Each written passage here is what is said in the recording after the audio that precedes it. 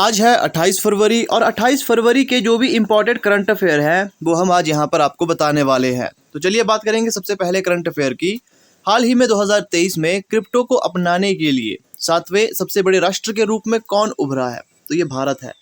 और आपने रैंकिंग भी याद रखनी है, ये 7वां देश है जो क्रिप्टो को अपना रहा है। अब बात करेंगे हाल ही में किस राज्य सरकार ने यमुनोत्री धाम में 3.38 किलोमीटर लंबे रोपवे के निर्माण के लिए समझौता किया है? तो ये समझौता किया गया है उत्तराखंड राज्य सरकार के द्वारा। अब नेक्स्ट यहाँ पर बात करते हैं, हाल ही में कौन सा मेट्रो पहला वर्चुअल शॉपिंग ऐप लॉन्च करने जा रहा है? तो ये है दिल्ली मेट्रो जो अपना पहला वर्चुअल शॉपिंग ऐप लॉन्च करने जा रहा है। हाल ही में भारत और कौन सा देश तेल और गैस क्षेत्र पर समझौते के लिए तैयार हुआ? तो ये हुआ है भारत और गुयाना। नेक्स्ट की बात करते हैं, हाल ही में मुंबई चर्च गेट स्टेशन का नाम बदलकर क्या किया जाएगा? तो इसका नाम बदलकर किया जाएगा सीडी देशमुख स्टेशन। तो ये आपने इम्पोर्टेंट टिक कर लेना है।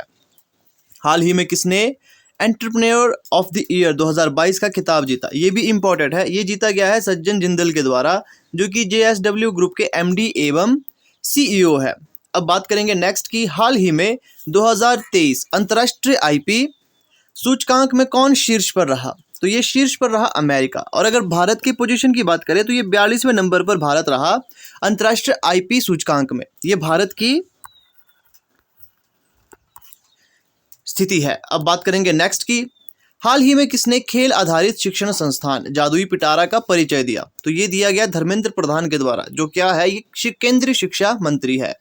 हाल ही में किस देश में पहली बार भारतीय पनडुब्बी INS सिंधु केसरी डॉक की गई है? तो ये की गई है इंडोनेशिया में। हाल ही में अमेजॉन ने किस देश में open network for digital commerce network में शामिल हुआ? तो ये हुआ भारत। नेक्स्ट की बात करते हैं, हाल ही में उबर ने 25,000 EVs को प्लेटफॉर्म पर लाने के लिए किसके साथ समझौता किया है?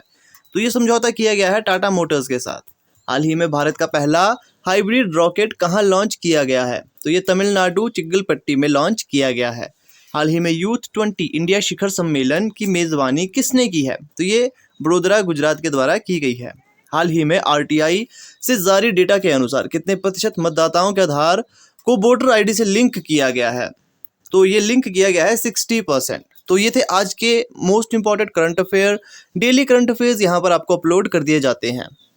बाकी जो भी ज़रूरी अपडेट होता है जो आप सभी को जानना ज़रूरी है वो भी बता दिया जाता है। तो चैनल से आपने जुड़े रहना है। मिलते हैं आपसे नेक्स्ट वीडियो में।